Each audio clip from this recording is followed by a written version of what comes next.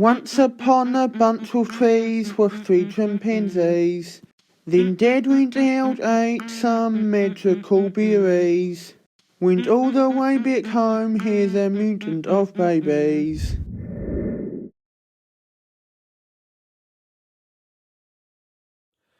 Hi, welcome back. It's me, Eli, and you're watching Let's Talk Episode 2. Now, today's topic is all about how Farlvania looks and all about the geology of Farlvania. And I've told you about Farlvania, it's the planet that Fleshker lives on, but I've never shown you what it actually looks like. So here's a picture. So, here is the front of Farlvania, and the North Pole and the South Pole, and this is Far Side Island where Fleshker lives.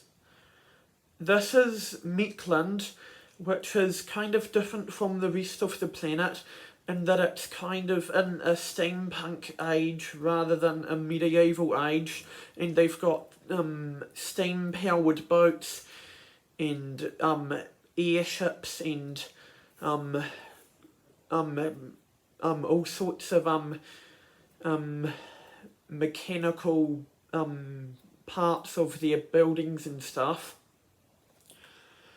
And this is Kolo Island, spelt Kololoisland.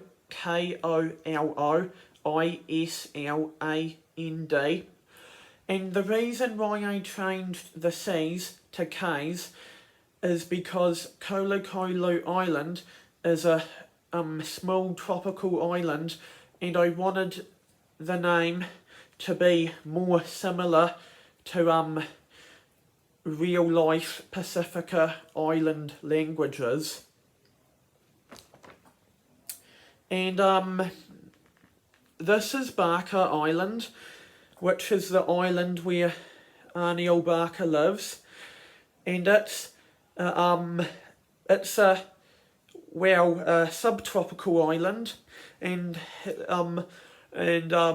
Arniel lives on that island, and that's where his house is, on a hill, and he's got sheds and shacks and stuff that surround his island,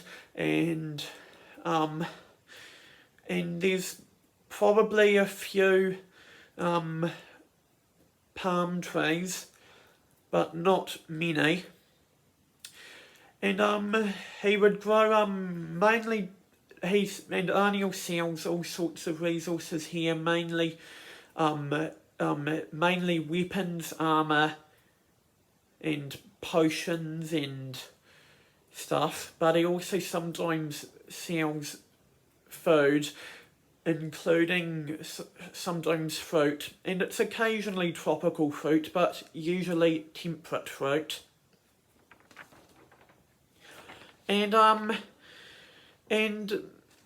this island doesn't have a name so far, but this island has a cave in the middle of it, and this is a temperate island with sandy beaches and no palm trees, and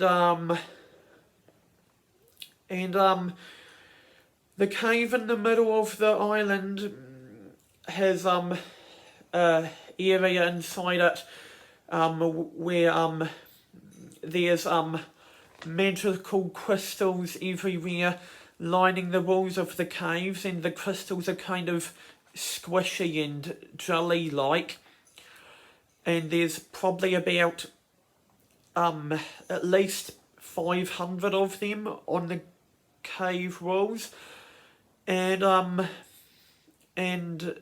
they are very important to keeping that island healthy, because if you get rid of the crystals, if you pull any out, it'll harm the island and it'll become really a sickly, pukey yellow colour, and it will kind of become corrupted like the corruption and crimson from the video game Terraria. And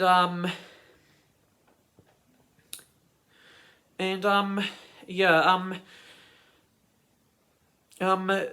so, and this island is not one that I thought of myself. It's when I played a game with of D&D, Dungeons and Dragons, with my friend many years ago, and this island was his idea, but he didn't give it a name.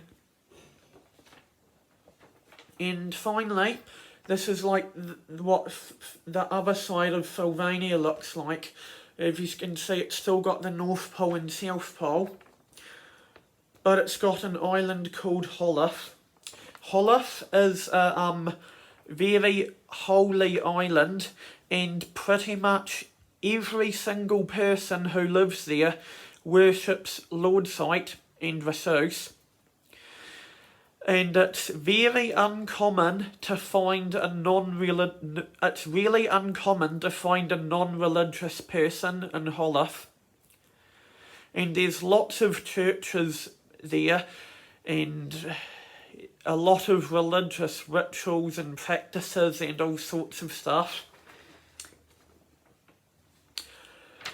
And finally, this is Tricrest, which is a crescent-shaped island, and at the top of the island, I mean not the top, at the bottom of the island, it's hot and dry, and it's a desert, and not much life grows there except for a few cactuses and camels and a few other types of creatures and plants, but not many.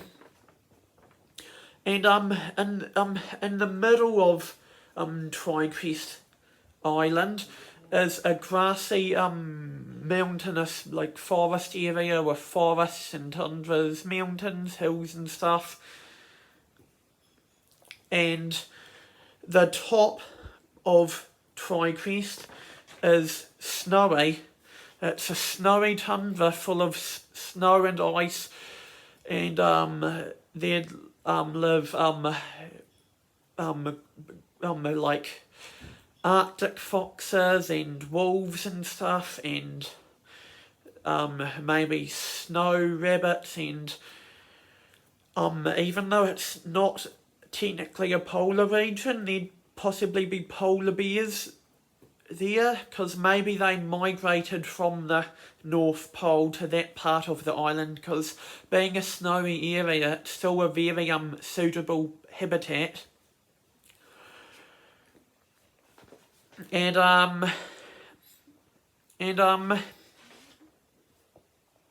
I should have mentioned that in the polar areas there lives Inuit people, and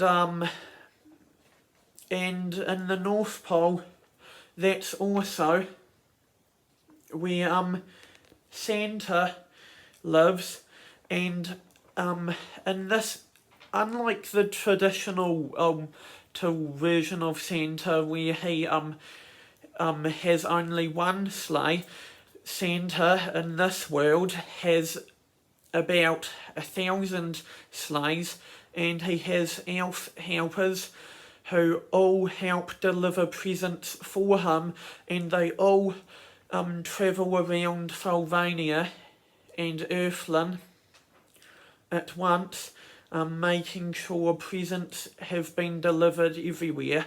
Because if you think about the traditional Santa, how he has just one sleigh, it's not really possible for him to, deliver presents around the whole world and during Christmas Eve, because it would be really inefficient, and he has to travel over like more than 60 countries in just one night. So that's why I decided that on this planet there'd be more sleighs, so he could deliver all the planets, so that he could deliver all the presents on time and have his elves help them, and they could deliver presents to all sorts of areas at once, and